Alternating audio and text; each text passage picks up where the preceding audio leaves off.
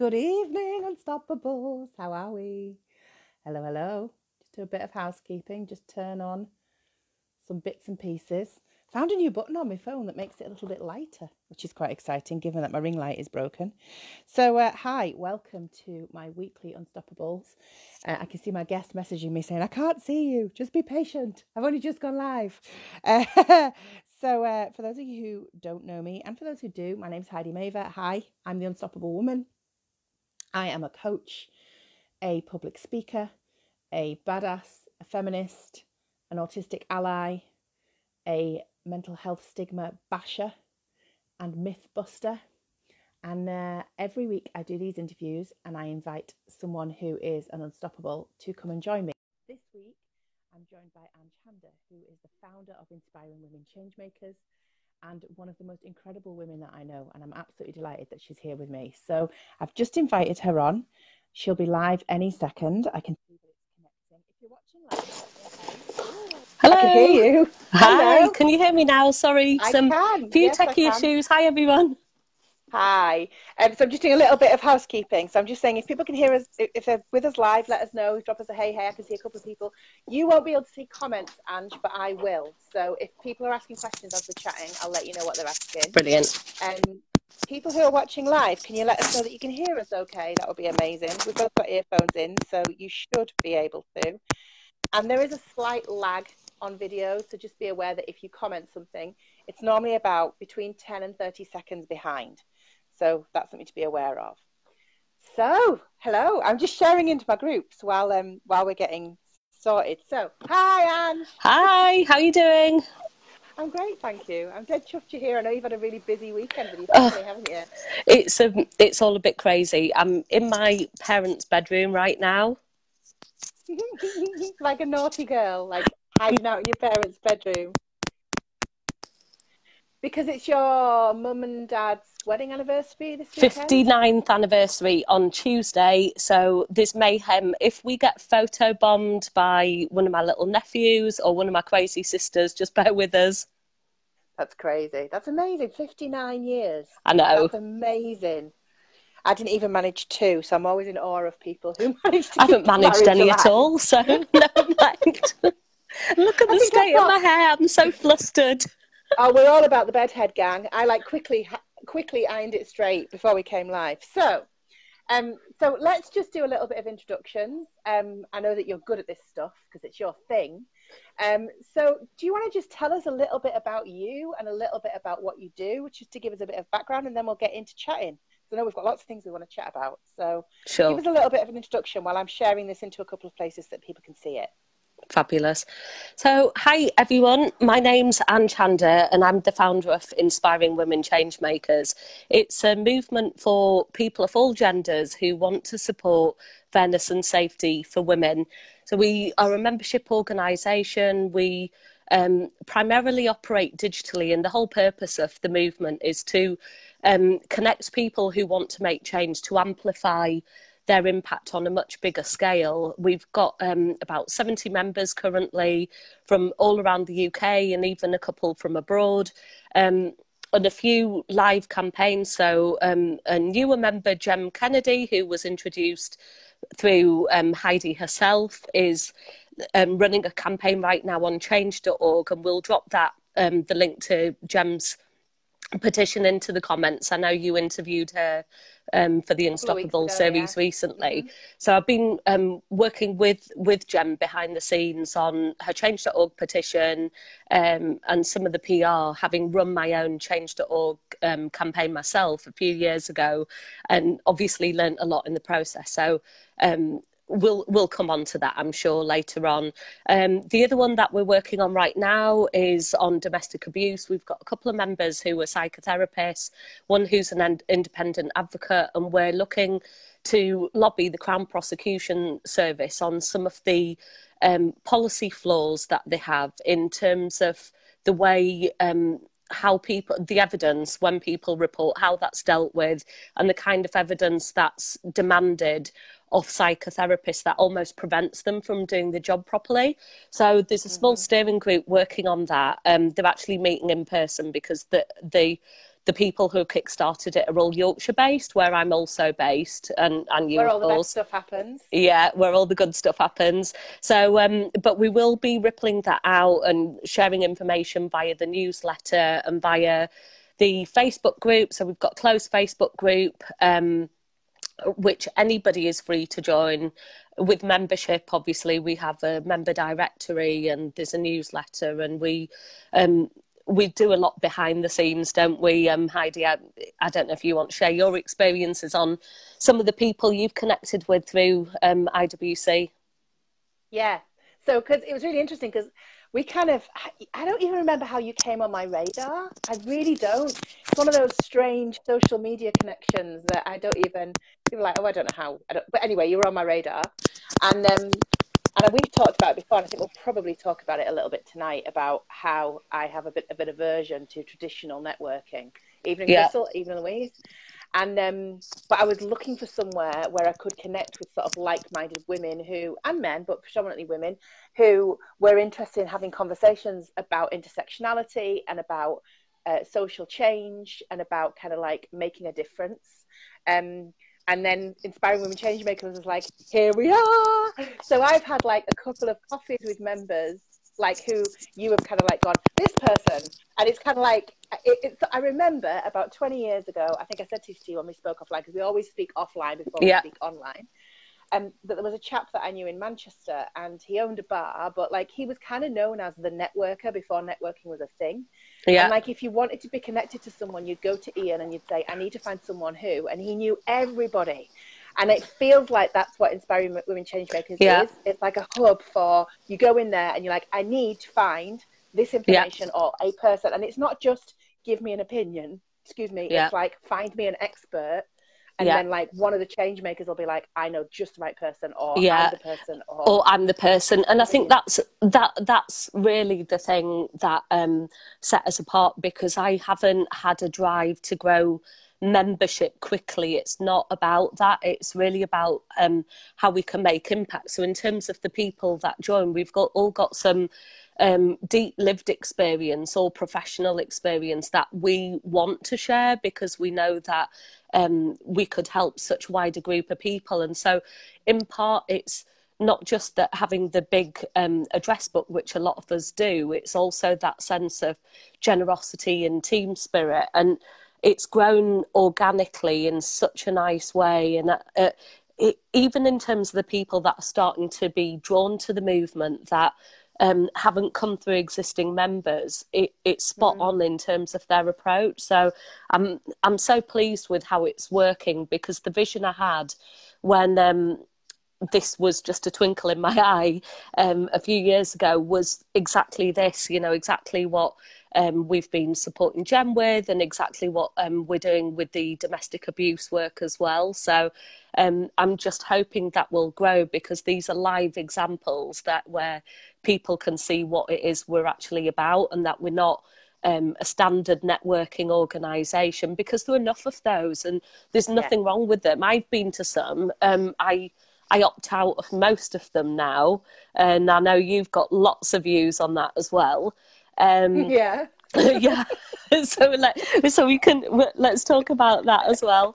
But it wasn't really about that. It was, for me, it's more of a kind of collaboration, hub and spoke approach, where we can really tell people, look, here's such and such, they'll help you, or even bring people in. So when I did my own change.org campaign, the reason I wanted to set up Inspiring Women Changemakers, and apologies if I'm jumping over one of your questions already. This is going to be my next question, so let's talk about it. Okay, Yeah. let's talk about it. So in 2014 was when I created my own change.org campaign, and essentially it was building the case. It was a legal and media campaign for an asylum seeker who had two little daughters, and she was claiming asylum on the risk of female genital mutilation if they were deported back to Nigeria.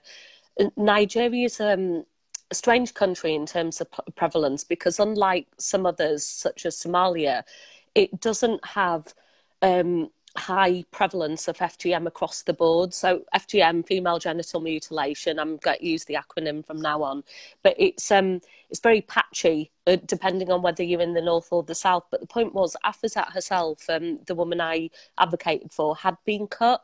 That was proven. We had the medical reports, you know, because she gave birth to one of the girls over here. The other one was a baby when they arrived. And, you know, in terms of the girls, England was all they knew. But little Bassie, who was 4, had a really Yorkshire accent, and she went to school in Leeds. So when we met and we built up trust, basically straight away, she said, "Can you come to my home office visit?" And her lawyer dropped her the next day. So it's like, oh crap, you know, what am I going to do? And so I actually tweeted a barrister that I'd seen on TV on a documentary about FGM called The Cruel Cut. And so I tweeted this barrister, Felicity Gerry, and she replied. She DM'd me and said, "Let's Skype." And I thought she lived in London. She's got a very Cockney accent. Turns out she actually lives in Australia. But she said, "You're not going to believe this. I'm coming to Leeds." And she was due to come the day after the Home Office visit. So this is a 3-day window we're talking about here. It's complete universe, you know, orchestrating hello, things. universe. Yeah, hello. So she came. She told me to meet her at the court, so it was so exciting. I got to carry her wig and her court shoes and everything, and took her in with her fancy bag. You know, it's got like an embossed kind of thing on it. Yeah, an emblem on it. So carried a fancy bag through Leeds City Centre and went to the Chamber of Commerce where I used to work, and they printed out some documents for us. And then I drove her to Afazat's house, which was I mean, it was in a really deprived part of Leeds. And you know, if you believe the news that asylum seekers are living in fancy mansions, it's so not true. It's you know, you pull up, broken glass on the floor, bin bags everywhere. It's just awful. So anyway, she agreed to take her on pro bono, and because of Felicity's profile and reputation, because she's done some amazing leading human rights work globally. She's done some work in Hong Kong on trafficking that's made global news. So having someone like her on side was just incredible. And what happened was it attracted other lawyers as well. There were a couple that she knew, but some who through my blogging and tweeting had seen that I was working with her and said, "Can we help?" Because they knew that they'd learn something and get some profile. You know, there's always some self-interest somewhere. Even if it's a passion, just a passion for the cause or for your professional profile, and I think that's okay. So anyway, we built up the case and, you know, started putting the legal bundles together. But primarily that was me and my business partner at the time, Dr. Jean Garrard. We were organising all the evidence because it's quite a complex process, but it is very structured. And then had to send that off to the various law firms and put in the relevant appeals because there were various stages. So I learned so much about immigration law in that time. And we started to do all of that, but it looked like the Home Office wanted to make an example of us because we were just making too much noise at that point.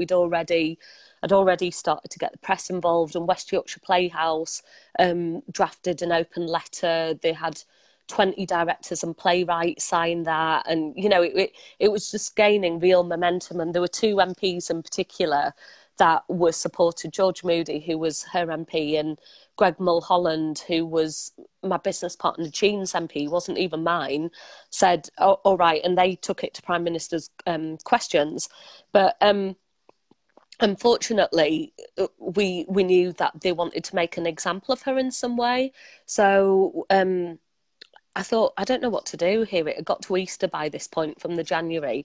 So I decided to start a change.org campaign. And what I said to Jem recently is exactly what happened with me. Is it's not the algorithms that boost a change.org campaign. It's when the team themselves intervene and mail it out to their thing. So I'd always assumed, I only discovered this a few months ago when I was interviewed for a podcast with somebody who had forgotten that I was the one behind that, but she worked for Change at the time.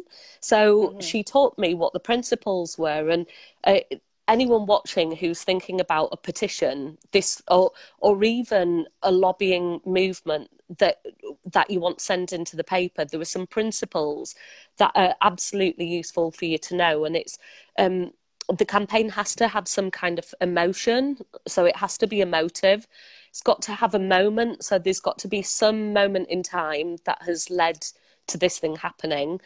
David and Goliath. So in this case, it was perfect because she had these two gorgeous children and the mum and the Home Office as this big Goliath, Big bad monolith giant, yeah, that nobody likes anyway. I think universally it's not very liked.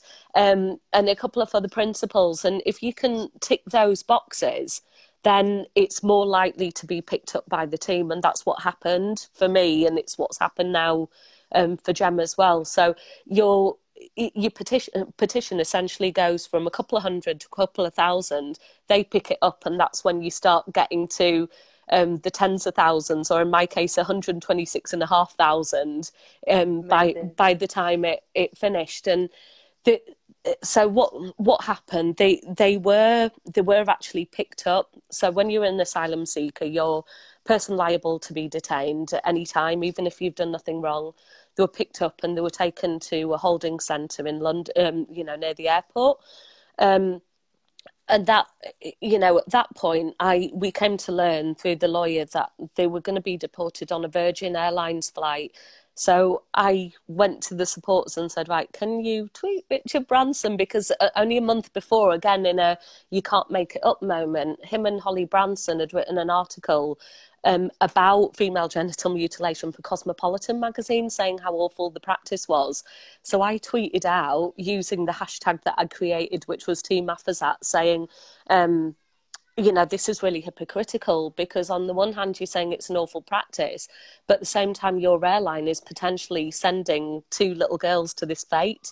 So they were subsequently taken off the Virgin flight. Unfortunately, they were deported via Arik Airlines, which was an African airline. But even then, I used the petition site to rally round, let people know what was happening. And we worked with a local charity and were able to raise enough money to put the girls through school for a year and house the family, because it was the time of Boko Haram. So, and they were already so recognisable. The media was great on one hand in terms of getting word out and getting people to sign the petition, but it was disastrous in another one, because they stood out like a sore thumb, not only with their accents, but the way they carried themselves and the way they dressed. So their safety was so important. So that's the story. And where Inspiring Women Changemakers came from was essentially months later, a few months later, when I'd had time to just reflect and unpack everything that had happened, I thought, what made this work? And it was the supporters, who were mostly professional, wholehearted women like us and a lot of people watching, and loads of good men as well. So there was a whole group of retired white English men, and then a whole other group of young male students from Africa. And that's the power of social media. You male just allies for the win. Yeah, you just through using your blog and through using Twitter. I use Facebook less so. The reason I had to set up my Facebook account was a lot of people wanted to know me a bit deeper. And this is another thing that I say to campaigners is, make sure that your personal safety is paramount, so that your profiles are locked down, that anything that could compromise you, such as your children or anything else, isn't compromised. Because primarily you will get people that are supportive and lovely, and some of them that through that campaign have now become my friends and really good friends. But then there are others that want to get under the surface, to spy on you, to troll you, to heckle you, and that's the world we live in, unfortunately. It is the rough with the smooth. To tap your phone. You had your phone tapped, didn't you? I've had my phone tapped 3 times in total, but I did there, and it was that was scary. It happened before. So before I did this piece of work, I'd already decided, I'd put it out to the universe that I wanted to do more work internationally about women and girls. I'd come to realise that's my purpose. And I got an email in my Gmail, which isn't even my official one, inviting me to an HR breakfast at a law firm in Hull. So I was like, Hull, what? You know, what law firm? And it was with the embassy of Equatorial Guinea. So I actually burst out laughing when I got that email. So I replied and said, yeah, you know, tell me more. So anyway, I went, and the embassy asked me to go and meet them. So I went to this weird embassy in London. It was like someone's living room. And they asked me to do a piece of work for them on gender equality. But for anyone listening, Equatorial Guinea, so we won't talk about the Home Office because I don't want to give them any more airtime. But with Equatorial Guinea, the president, Obiang, is rumoured to be a cannibal. Right. Honestly, no kidding. He's rumoured to be a cannibal. The family were in the press again last week. They've had loads of their supercars taken off them. The French government already took off about 9 of their French mansions. So they plunder. It's a really mineral-rich province, and they've plundered the country's assets for themselves. So the president and his family are mega rich, and 75% or so of the population don't have running water, and they live alongside sewers. So it's a real dire state. And it's got a high prevalence of child prostitution, of sexually transmitted diseases, etc., etc. And it's no surprise, really, because they have contractors from the oil companies going out there, and they're lonely, and, you know, they've got access to alcohol, and they've got access to these girls. And so essentially it was like greenwashing. They just wanted to say they were doing this great project about women sponsored by the First Lady when they couldn't care less. So I'd started to uncover this. I talked to a guy that I met through Amnesty. Bear in mind, at this point, again, it was just synchronicity. I don't know how this actually came about, but I talked to a guy called Tutu Alicante, who's from the country, and he'd fled. The soldiers chased them and killed all of his cousins, and he was the only one that escaped, and he lives in Norway now. So he'd started Can we to just tell appreciate how incredible the name Tutu Alicante is? It's amazing. What an amazing name. And do you know what? He's a really cool fella. He's you can find his talks online. It's quite incredible, really. So I talked to this guy, and the phone it drops. And it's not like when your mobile phone drops, it's like a click and a drop. But my email started to be delayed, anything related to all of that. I'd get them 2 days later. And the same thing happened with Afazat's campaign as well. So when someone's intercepting you, there's a massive delay. And it was one of the MPs that told me, and I kind of knew it. And when I was talking to one of the MPs, and that was landline to landline, and the phone clicked, and I went, "Oh, I'm sorry, I don't know what happened there." And he said, "You know exactly what's happened there, Ange." I was like, "Yeah, I did." Wow. I know. Do you know what I think is so interesting about your story? When we first spoke about it, and you were like, "So I tweeted Richard Branson." You're like, so I tweeted this really high profile lawyer. I heckled Richard Branson. You know what, though? I think that kind of pretty much sums up for me what I think Inspiring Women Changemakers is about. Yeah. It's that level of audacity and bravery, and like, do you know what? No, I'm going to go straight to the top. I'm going to find the person that will get something done, and I'm going to ask them. Yeah. And that's the theme that I see with the Changemakers. I see that they're like, we're not going to call the main switchboard and just ask who to speak to. We're going to find the CEO on Twitter. Yeah. But do you know their house? That's something about social media, number one. I think social media enables that. Your 7 degrees of separation are much narrower now. But it's also, when you're advocating for someone else, it's so much easier to ask, isn't it? Mm-hmm. I wouldn't be that brave if I was asking for me, I'm sure. Mm-hmm. I doubt I would have even asked Felicity for help. And, you know, this kick-ass... I mean, she's amazing. If you see a picture of her, she's got this, like, wavy dark hair, and she's got a big white wave through it, and she wears bright red lipstick, and she's got a cool beauty spot here. and she loves wine and she loves gin. Actually, she loves all of it like me, so that's also why we got on.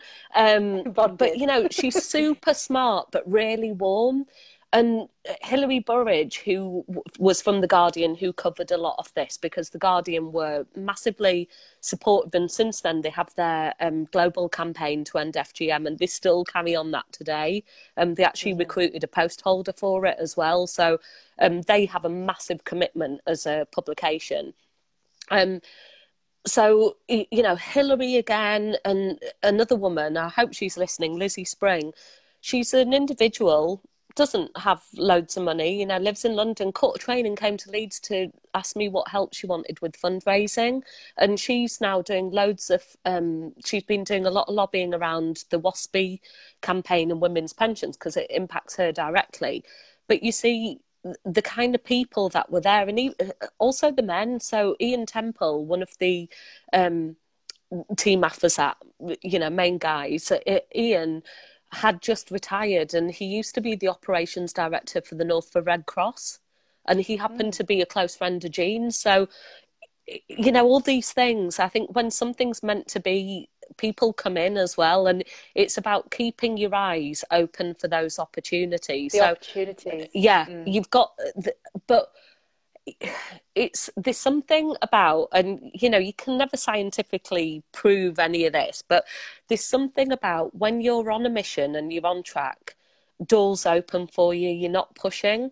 Even if it's something horrible like this, you know, it's not it's gonna, because financially it was crippling. You don't earn any money as a campaigner. I was setting up a new business at the time as well. It really wasn't a good financial experiment, but look what it's led to. You know, it's led to, and the friendships, and it changed a lot of friendships. Actually, a lot of friends didn't understand it, and some really fell by the wayside, and that's a good thing, because they're not the people I want for this stage of life either. And for change makers, this is, I find myself through my private coaching, and I'm sure you do as well with your Unstoppable women, is they're quite sad about having to let go of friendships. To say, don't be sad, you're clearing space. You know, you're opening up space for new amazing people to come in, and you're curating new friendships. Your circle. You totally are. Yeah. It's so true. And it's something that crops up again and again in my coaching practice. Is quite often I'll be coaching people who they're working through a period of change in their life. That's often when you seek a coach, isn't it? If you're moving career, or if you've had a big life change, or you know, you maybe had a change to your health or your circumstances. And often in those moments, friendships are shaken, and they kind of, you know, friendships either make or break on that life experience. And there's a real sadness for people and a real desperation around trying to hold on to things for the nostalgia of the memory of the friendship. And actually, what I've personally experienced and what I've seen my clients experience over and over is that if you can ride that through, and with kindness and compassion, let what needs to fall away. On the other side of that, that's where really incredible stuff happens. Because like you say, it's kind of like there are only so many seats at your table. And when someone gets up and leaves the table, and someone else comes and sits in that seat, it's like, oh my God, I never even thought anyone else would sit in that seat. Absolutely. You know? And it's when really incredible stuff happens. It's really interesting. And I think that we're not good at that. And I think we're not good at being honest with ourselves about when relationships are changing, and when it's time to let things fall away naturally. You don't have to have a great big fight with somebody for them just to not be in your inner circle anymore. It just, you know? let it drift. You know, I call it downgrading. It sounds awful, but you know, instead of a night out together, it might be a coffee or something, and sometimes they just naturally fall away. And it was funny because Jean, you know, she was my business partner, but she's my mentor. She's such a good friend, and she's my Reiki master teacher as well. And Jean's in her 70s. She doesn't look it at all, super active, really clever. And I remember when we first met in about 2013, so just before the campaigning and everything started, and we decided to set up my previous business, People Help People. We were talking one day about friendships, and she said, oh, I'm quite happy, you know, for people to go if the time's done with me, and you know, that friendship's had its time. And at the time I didn't know what she was talking about at all, and I thought, really, why would you not miss them? it's incredible because having had that clear out and this, you know, real change to my friendship circle. And don't get me wrong, because I've got amazing, some of my best friend I've known since I was a baby. For my really close friends, we've known since we were 9, and they're like my sisters. So you don't Yeah. get rid of those. But there are the ones kind of on the maybe second circle that are just not Mhm. right for you, and it's Mhm. not, and Mhm. you don't have the energy to maintain that many friendships either. Intimate friendship. Do you know, it's Yeah, that thing, isn't it, that friendships are usually or are often are either for a reason, a season, or a yeah, lifetime. yeah, And you know, you'll have quite intense friendships with people, and it's for a reason. It's maybe you've yeah, worked on something together, or you've been really bonded over something in particular. And then I think sometimes it's lack mindset that we cling to people yeah. because we think, well, I've put all of this time and energy and effort into this Mm, friendship, and even when you can feel it drifting, mm, you're like, no, no, no, you know, and it's because no one wants to be alone, and we all no, crave that human connection. But I think yeah, when you come to a time, and I think we said this when we were on mm, offline, like you get over sort of like 35 and you just stop giving as many fucks. Do you know what I mean? And yeah. Well, you just kind of like you again, realize that, you know, go on. again, it's ironic and it's a bit off topic from the whole inspiring women change makers thing, but I think this is important for people to know. That whole reason, seasons, lifetimes thing, a friend of mine used to say that all the time, and I considered her one of my lifetime friends. And I've had to sacrifice that friendship last year because there was a mutual friend that, because of her, kept coming back into my life, and her values, she was the only one I had in my life up until last year whose values just didn't fit. And she did something so awful and made me feel so tiny, that I was clear I had to get rid of her. And I just didn't want her in my life. She made me feel rotten, and I don't have Mm, anyone else that makes me feel like that. And yet, somehow, she invited me to a wedding. I thought, are you kidding? Why would I, no? And the mutual friend, who was obviously her bridesmaid, was didn't because I didn't need to talk about the reason. If it, anyone who knows me should know that I'm reflective. I consider things. I knew what the potential fallout might be, and they would know that I'm never nasty. So mm, she should have at least said, what was that bad? Or at least said, look, something must have happened. Okay. And she basically stopped talking to me. But I wasn't sad. And I was mm, quite surprised that I wasn't sad because that was a very close mm, friend. But I thought, if you haven't got the guts to stand up and, speak your mind, and or if you're being almost controlled by this friend, then I can't have it, because there'd already been 2 occasions when, because of this mutual friend, I'd let her back in, and I felt bad about myself. I was starting to think this is not good because I'm not practicing what I preach then. mm. Talk to people Yeah, about sticking to values and integrity and having people that are supportive around you. If I'm not doing that myself, how can I tell other yeah, people to do that? yeah. And you know, I think it comes from a place when you come to that place. And don't get me wrong, I'm not like cutting friendship ties left, right, and Yeah. centre. No, I'm like so you, I same think here. about things, Yeah. think things through properly. And you know, Yeah. I would for someone for me to think, right, that's it, our friendship is properly over, rather than Mm, just like you say, downgrading to coffee. yeah. Like that needs to be a pretty major event that's happened, Yeah. or some Yeah. real disagreement, or whatever it might have Exactly. been. Yeah. But I think I've cut as I have kind of developed that it comes from a place of trusting yourself Mm, and understanding that you and cherishing yourself and cherishing your value in yeah. relationships with other people, and realizing that there's nothing wrong with you not being the right fit for someone else anymore. It Mm, doesn't mean you're wrong, it doesn't yeah. mean they're wrong, it just means it's not the right fit. Don't force it, you know. And Yeah. friendships, I've got a friend, and she's my very best friend in the whole world. Mm, And it would take, I don't even know what it would take for us not to be friends anymore. I don't think it would ever yeah. happen. You know, she's like my Yeah. soul sister. Yeah. And we invest a lot of time and energy and effort in our friendship. Do you know what I mean? Yeah. It's like a marriage. You know, like we like Yeah.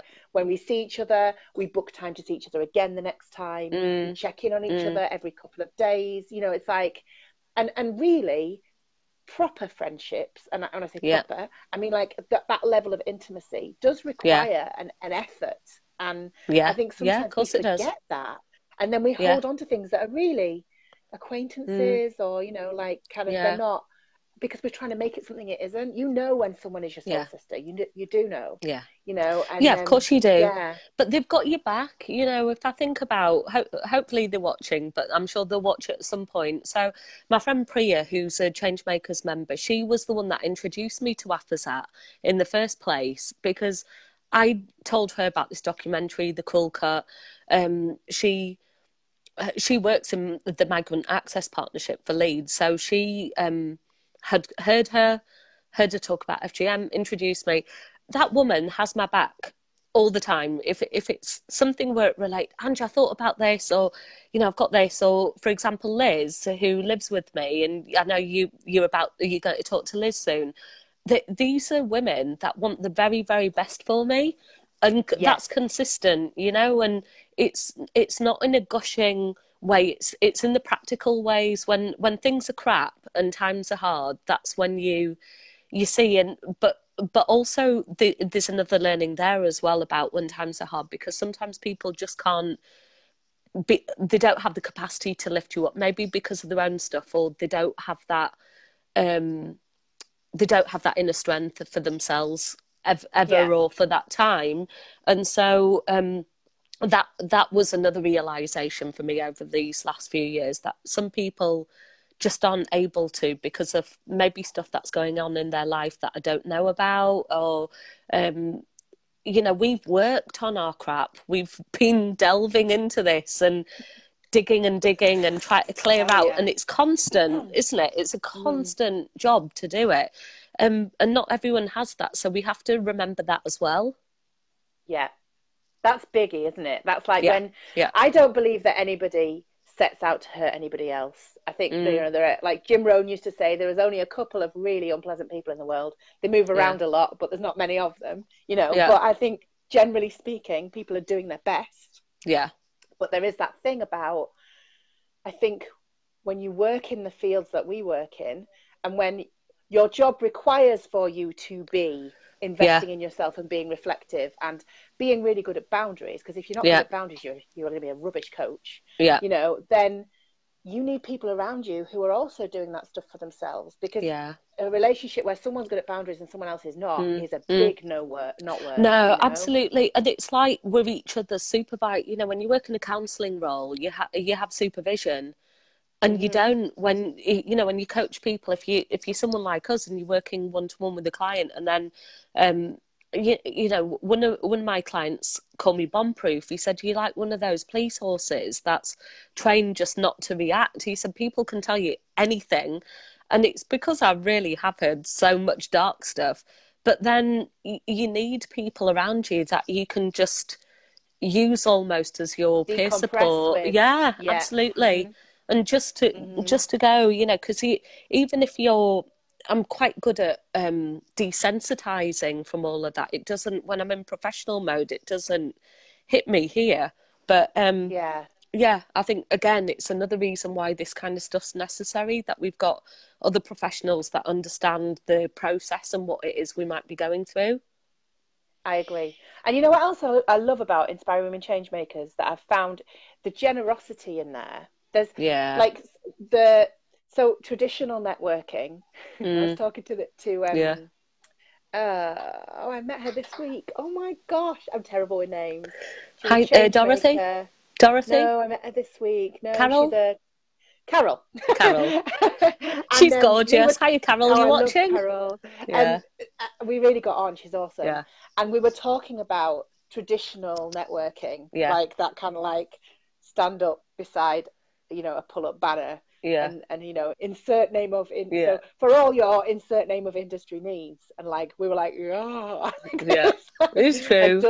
does not do, and like that networking environment when you go to sell to the other people in the room, and you're not there Mm, to listen, and yeah. you're there to like pitch your elevator pitch, and you don't even know what anyone else has said, and then there's Yeah. a bit of a spattergun approach versus Inspiring Women Change Makers, where it's Mm, very intentional, and mm, it's very generous, and I don't feel in there like anyone's trying to sell to me, because I feel like mm. everyone's like, this is what I've got to offer, Yeah. If you want to buy it, you can buy it. If you Yeah. need help, you can have help. There's not the Yeah. expectation that you'll pay for that if you No, can't because afford to. You know, because the like thing, kind of, I think it's because it's designed to be the other way around. I think business has been done as a kind of natural result of trust, whereas that's not the intention for inspiring women change makers. The intention was to be that um, a movement of people that are creating change, and where someone has an individual campaign or cause that they want others to join in with, that it's for that. Um, yeah, but then we've all got our day jobs, and so sometimes that's useful for other people. And obviously, I do my own workshops, public speaking and media handling, and basically anything to do with communications, really. But that's not what I use the group for. I don't even really market my own stuff in there, because yeah, even though I manage that group, because actually the group to me feels like already in a short space of time we've built up a lot of trust, and we're able to trust each other to open up about certain things, because I mean, the subjects we discuss aren't easy either, are they? I mean, if we're talking about no, fairness no, and safety for women, and we're talking about domestic abuse reporting, nearly all of us have had lived experience in some shape or form. yeah, Or if we're talking about self-esteem or body image or mental health, these are not light subjects. But what I always say is, we can do all that savvy stuff but still have fun, and we still have the warmth, and we still have even when we had the steering group meeting about the CPS guidelines, we had a great time, and we had nice food, and we were just having a cup of tea, and it was lovely, and it feels like, as you said, really intentional. yeah. And when we talked offline, we talked about heartfelt, didn't we? We talked about Yeah, how it's that, yeah, that the generosity of spirit and mm, the honesty and the meeting each other as people who want to make a yeah, difference first and foremost, yes, and then absolutely, bringing our connections, bringing our address books, bringing our experience and our professional expertise yeah, behind that, yeah, and I like behind how in that, that group exactly. conversations are around the thing that we're working on first and foremost, and then afterwards you're like, and what is it that you do? Yeah, It's like, yeah, it's kind of yeah, like, it's, I really like that about it. yeah, It's a yeah. brilliant, brilliant, brilliant network.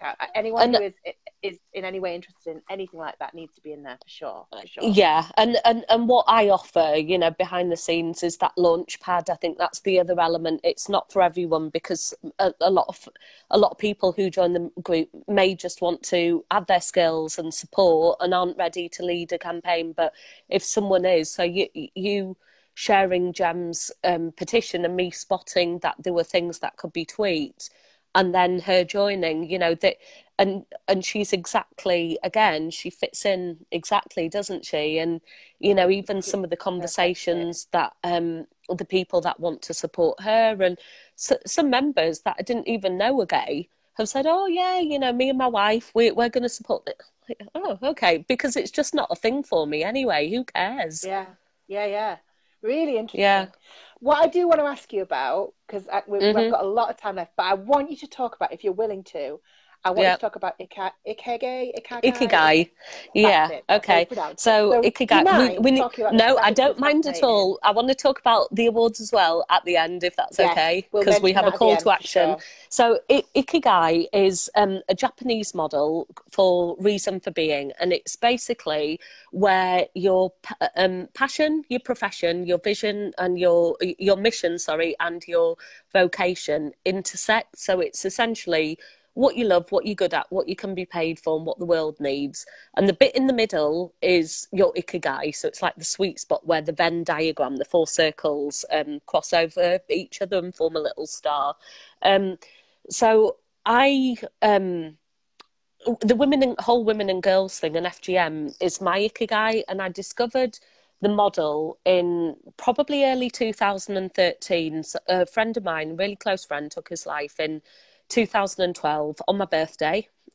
So it's a real milestone, even for reflection for me every year. It's not an easy time, definitely, but it's it has been a marker about how I've moved forward with my own ikigai. So I discovered it, and I didn't know it was called ikigai at the time because somebody had ripped it off. It was in a book called What Is Your What? When really it should have been What Is Your Why? So I discovered it and came to the whole women and girls thing. And what was interesting was in the box, it was women and girls or young people generally, because I love supporting young people, and I've delivered national citizen service for several years. I've trained about 1,000 young people in public speaking, and that felt amazing, and it does feel part of my ikigai. So something you need to bear in mind is it will evolve over time. It's not static, and you might it might take different forms. So when I was doing my campaigning, it was FGM, and that's still the thing that keeps me awake at night. It's still the thing where I'm linked to campaigners, I'm always researching, I'm retweeting. But actually, domestic abuse is there as a constant as well for me. Just because, you know, in terms of emotional abuse, financial abuse, as well as physical abuse, all of these things have an impact. And as I said, I think it's the exception rather than rule for me and my friendship circle. Yeah. Unfortunate that of people that haven't experienced that's it. the truth. It's not something that is spoken about. I mean, since Me Too, thankfully, it's a bit more out. But I think we're coming to that place when we're realizing that actually that 1 in 4, you know, that's a pretty low number, and it's more likely 3 in 4. But that's only reported anyway. That's the reported ones, and there were some people who don't even know it is. You know, they come out years later and go, "Oh, that happened." And I think sometimes it is, because you're in the change curve. You know, I don't know if you've come across the change curve, but as a model, it was originally a model for bereavement, but the shock, denial, anger, bargaining, that's all a large element of that. Someone just arrived with a glass of wine. I'm just someone's just arrived. Yeah. Oh, to hand me a plug, but we're just about done now, I think. A plug. Yeah. So if people want to find out a bit more about Ikigai, can they come through you for that? Do you run workshops in that and stuff or not?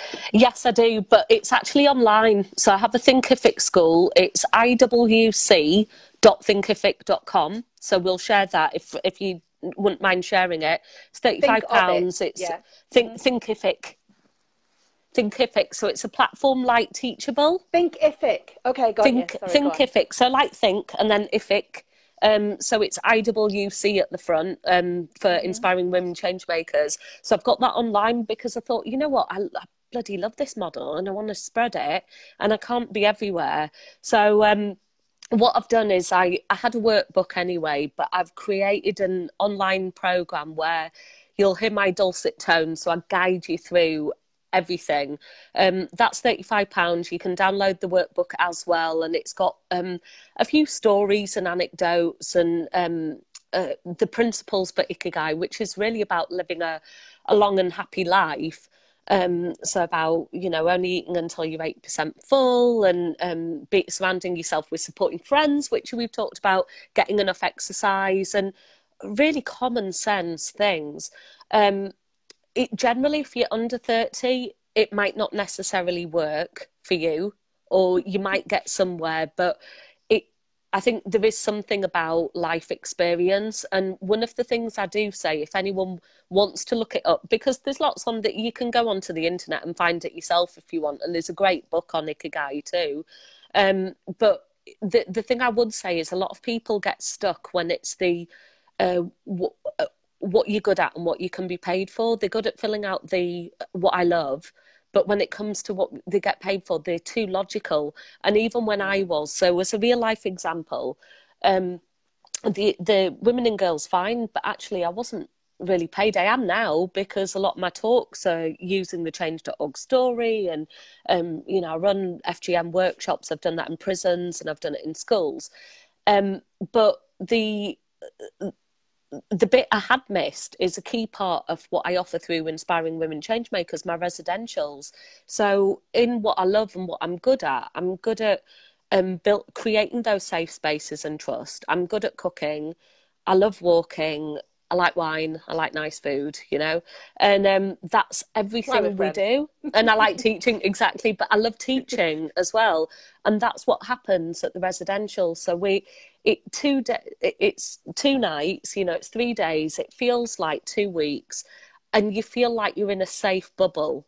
Yeah, And we're working on your stuff and we go really deep. That's why I only ever have maximum of 3 people there, because I yeah, don't think people have the psychological safety otherwise. But the point is, 5 years ago, I wouldn't have dreamt of putting that together, of yeah, the residential that had to.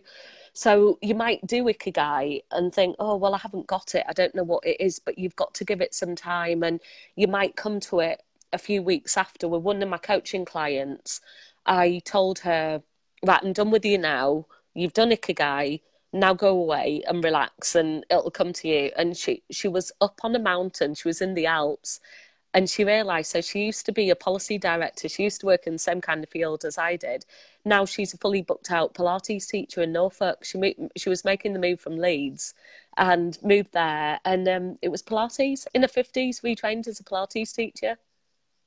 amazing. Yeah. I think that's the thing. It's that thing of, I speak to so many people, Mm. not necessarily coaching clients, but people who come through my Unstoppables boot camp, Yeah. and they'll say things like, I don't know what I want to do. I don't know what I want to do in my life. Yeah. I don't know what I'm Yeah. good at. You know, Yeah. it's all I can do to get through the day. Yeah. And I think that that's where that piece of work, that Ikigai Yeah. model, Yeah. is really helpful for people to be Maybe like, it's a spark for the hope, because I yeah, think sometimes people really are stuck in that thing, yeah, and it's very real because they're going through yeah, something. And you know, that if the dark night of the soul thing, I know when I've had a couple of those, when I had a whole spate of bereavements in 1 month and I was so down, could barely get out of bed, never mind think about my Ikigai, you know. So yeah, um but so sometimes that is true, but sometimes it's just stories. But I love Brene Brown's work, and she oh, talks me about the too. stories that we tell ourselves, and it's so I true. love Oh, Brené I can't Brown. do that, or such and such. How are you going to know if you don't try? And with Ikigai and with your day-to-day work, I would say just don't get into perfection procrastination. Just share your stuff. And that's where I've definitely been brave in the last few years, just going, if it doesn't work, that's all right, at least I've tried. So with the residentials, and they're such a fundamental part of what we do, and I love them. People love them and say their life's changed as a result, but I love them, Yeah, and that's what good work should be. You know, I yeah. love I this. think I love, I yeah. do too. I think that's the key. I think it's not even, I coach people a lot on, they're trying to work towards something and they've got Mm, this idea in their mind, and it's quite an abstract notion of, one day I can imagine doing this, but mm, I don't know how I'm going to get there. yeah, And a big part of the first step is, do you know what? The first step is to say out loud, often, one day I can imagine doing this, you know, and then yeah, that's when yeah, like doors start to open and people go, oh, yeah, I know someone who does, you know, and like it's those tiny steps. And like you will mm, need to plan goals and you will need to set milestones eventually. But in the first instance, being brave enough to go, this is what I want to do, that's yeah. a massive thing. You Putting need yourself to out there in do, the first place. and doing the actions, no matter how small, every single day. This is the Yeah. thing. People talk about law of attraction, and there's a Harv T. Eker wrote Millionaire Mindset. If you haven't read it, have a read. I heard him through a Mind Valley program, and he he was the guy that invented exercise equipment. You know, started selling it, Right. franchising it out. And he went, no one ever had a bag of money land on their head through meditating. And it's true, you've got to get out there and do the work. So Yeah. it's about those little action steps, even if it's just reading something or writing something or making a note in your journal, and trusting in the process and not overthinking how you're going to get there. Because with all of this, I feel like 3 years later, I'm starting to see the vision as I wanted it. But I overthought it at the start, and my coach Oh at the God, time yeah. said, "Ange, it's a pyramid, and you work at the leader level," which is true with my corporate work. I work with directors and partners, male and female. Um, so he was like, "That's your niche." And it is, in the sense they're the people that sponsor and give us venues and things like that. But generally, they're not the ones that would listen to something like this and benefit, or work on the deep stuff that we're working on. And I knew that, but I it wasn't in myself yet. You know, I had to trust and just remind myself to trust and let it happen as it's meant to happen. And God knows Yeah. what's going to happen next year. But that's That's the the exciting exciting bit, isn't bit. it? That's the Yeah. exciting bit. But that's the thing. I've just got, because all of this stuff is kind of, you can't make it up. I've got so much better at going, well, I don't know what's going to happen, but I'm just going to carry on working and And plant that's these okay. seeds, and yeah, Yeah. and that's okay. Because I think the thing that cripples people when they're making quite big decisions is that they're like, what if I get it wrong? And I'm of So the what? school of thought Mm, that you won't. You can trust yourself. You might yeah, make a decision that takes you off road a little, yeah, but you can trust yourself. You've got this. yeah, yeah, Make a decision and yeah, trust that you can trust yourself. yeah. And that's massive. And it took me a long time to know that about It myself. is, and A it's long wrong by time. whose standards. It's like, says Yeah. who, you Yeah. know. But that's a whole other conversation, isn't Mm. it? That's another call. So before we finish, I want you to talk about the awards. Yeah. And if you don't mind, I know you don't mind. I know you want to talk No, I about don't it. mind. I want to Um, talk about the awards. and then we'll just do a little bit of wrapping up and housekeeping at the end, and Yeah, then I'll get on and share some links. So talk about Inspiring fabulous. Women Changemakers Awards. Okay, so Igniting Inspiration are awards for women changemakers in the North. There are 5 categories, which are young changemaker, community champion, so someone doing great things in the community, social impact star, so like a community champion, but they might have rolled things out regionally, nationally, internationally, digitally, you know, so they've really expanded the scale of what they're doing. Then we have diversity driven business, and we have Heart of Gold. Heart of Gold is someone who's making a difference in someone's life. So that's really the kind of woman that never gets recognition otherwise. It might be a dinner lady, it might be a carer, anyone that you know is so selfless and putting in loads of work and making huge change without knowing it. And they're generally the people that say, oh no, of course I'd do it, it's such and such, or of course I'd do that, not realizing but that what they do is so valuable. So we don't have any corporate category at all. The diversity driven small business is for private businesses or charities or voluntary and community sector organisations that genuinely do diversity.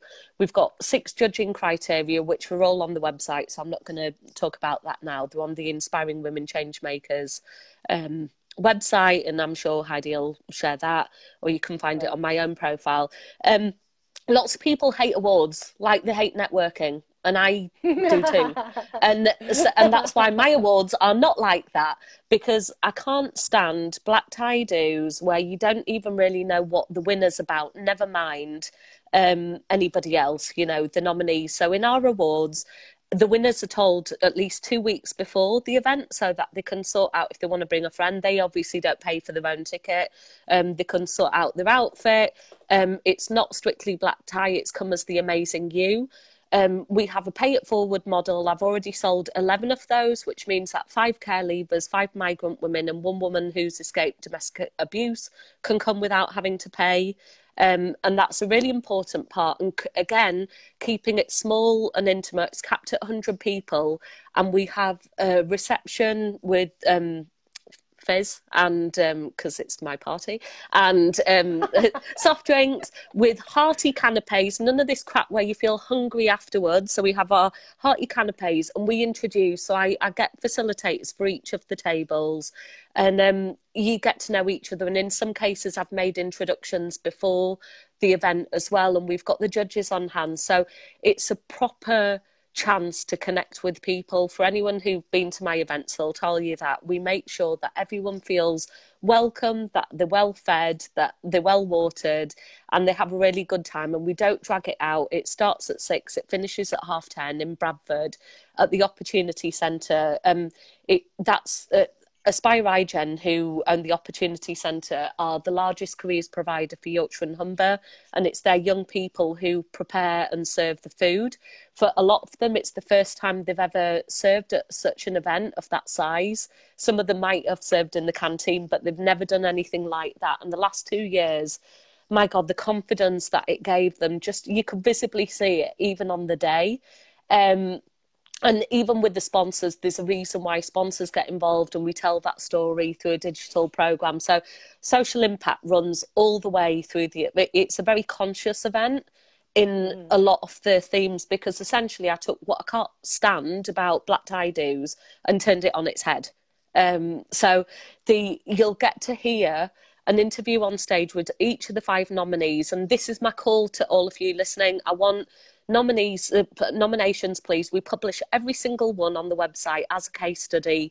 They're widely shared. If you've got a project or a cause, nominate yourself, because it's a great way to get free PR. I've got a big social media following, as have a lot of IWC members. Oh, So in terms no. of... Oh, am I here? It's all right. Can you hear me? Keep going. Yes, Yeah, can, yeah.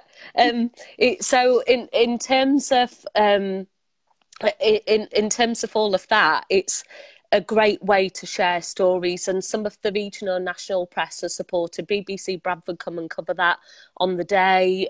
We've had nominees before and after the awards being featured in some national publications like The Voice, which is Britain's only black weekly. So I don't know why you wouldn't, to be honest. And if you know some amazing women in the North, which all of us do, obviously, because Northern women are brilliant, then please tell the story. It'll take you no more than 10 minutes. It's a really simple word form. I just need that and headshot so that I can publish it on the website. And I'd be very grateful. Go on. Remember the 5th of November. So that's closing day for nominations. And what date is the award? 28th of November in Bradford. If people are coming from out of town, I've organised a discounted room rate, B&B at the Midland Hotel, which is directly opposite the venue. We have an amazing after party. People didn't leave till after 2 last year, and they gave us our own private breakfast room with our own waiter, and we continued the networking until nearly lunchtime. So you know, it's just a fab way to really truly network in a genuine, authentic way and meet some of the people that you might have spoken to through the group. I'm excited. I'm intending to come. I'm just sorting out my childcare, and then I'll be there with big shiny bells on. So fabulous. If people from the Unstoppables community want to come, let me know that you're coming, and we'll arrange to hook up and all that jazz. So fantastic. Yeah, details are all on the website. You know, the nomination. We'll make sure we post some links. If they go onto the website, on the top tabs, you can see Igniting Inspiration Awards, and then there were 3 buttons in there. There's one for nominate a change maker, and then there's another one for book your tickets, and it'll take you through to Eventbrite. Amazing. Okay, amazing. So let me just do some cleaning up and tell you where else you can get engaged. If you are watching this on replay and you've made it to the end, hey, drop us a replay and let us know where you're watching from. Shares are always appreciated on this. If you are on my page and you're not yet on my mailing list, just click the sign up button. Get signed up for my mailing list, and I will make sure that you get a copy of every week. I copy this to YouTube, and every week it goes on YouTube, and you can get a copy of the interviews. You can rewatch and share, and kind of revisit what we talk about, because it's quite meaty stuff. So I will make sure we share that. We'll share links to Angie's awards and nominations and the website, and do a search for Inspiring Women Changemakers on Facebook. You'll find the group. If you would like to engage with my stuff, I have a private group as well. It's called Heidi Maver, the Unstoppable Inspiration Station. Currently, we're doing 100 days of self-care in there, so come over and join us. And I have also got my Unstoppables boot camp starting on the 21st of October. So if you're watching this and you would like some information about how you can work with me in a group setting, it's a Facebook happening. We work in a small cohort, a maximum of 20 people, and you start on the 21st of October for 5 weeks. Just drop boot camp in the comments and I'll make sure you get the information. And I can't tell you who next week's guest is yet, because I am calling them in Australia on Wednesday to confirm. Oh, wow. So as soon as I've got it confirmed, I will announce. If it isn't that, it'll be someone from the UK, but I'm hoping it's going to be our Australian guest next Sunday. So fingers crossed that's going to happen. Thank you so much for joining us, Ange. It's been amazing. I always enjoy talking to you, and I know that people watching will get loads of value. And it's just been awesome. I really appreciate you giving us the time, and I really, really love what you do with Inspiring Women Changemakers. And I need to thank you for doing for blowing the arse off traditional networking and giving me Yeah. something properly meaty, because I love Oh it. man, give me that as a testimonial. That's Yeah, ace. that can go in I'm your gonna business tweet card. that. I need that. I need to tweet that tonight. Blows the arse off traditional And networking. blows the arse off traditional networking. How's that for a marketing tool? That's ace. There you go. You can have that. You can have All that. right, thank you. All right, my darling. Go and enjoy the rest All of your right. evening with your parents. I'll speak to Cool, you soon. will do. Okay, night, Okay, darling. bye. See you soon. Bye. Bye. Bye.